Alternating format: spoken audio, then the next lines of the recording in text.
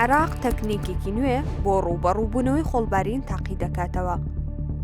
بۆ ڕووبەڕووبوونەوەی شەپۆلەکانی خۆڵبارین لە قوڵای بیابانەکانی باشووری عێراق، بلدۆزەر و ئامێرەکانی دیکە سەرقاڵی داپۆشینی چینی سەروی خۆڵی بیابانەکانن بەقوڕ.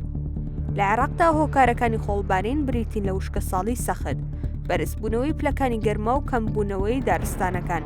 دەرەنجامەکانی خۆڵبارین داپۆشینی شارەکانە لە خۆڵێکی زۆردا، پڕکردنی نەخۆشخانەکانە لەو نەخۆشانەی کێشەی هەناسەتەنگیان هەیە. بۆ ڕووبەڕووبوونەوەی شەپۆلەکانی خۆڵبارین بەرپرسانی عێراق لەگەڵ نەتەوە یەکگرتووەکان لە هەوڵدان کێشەکە لە بنەڕەتەوە چارەسەر بکەن. لە ناوچەیەکی بچووک لە نێوان پارێزگاکانی ناسڕیە و سەماوە، کرێکاران سەرقاڵی داپۆشینی بیابانەکانن بە 20 بۆ 25 سانتیمەتر قوڕ.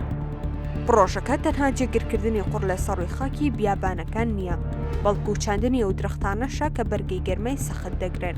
عێراق بە یەکێک لەو 5 وڵاتەدا دەنرێت کە زۆرترین کاریگەری گۆڕانی کەشوهەوایان لەسەرە. بەهۆی قوڵبوونەوەی وشکە ساڵی و کەمی بارانبارینەوە، خۆڵبارین تایبەتمەندیەکی کەشوهەوای باوی عێراقە، بە تایبەتی لە شارەکانی ناوەڕاست و باشوور، بە لەبەرچاوگرتنی ئەوەی کەشوهەوای وشک و نیمچە بیابانیە.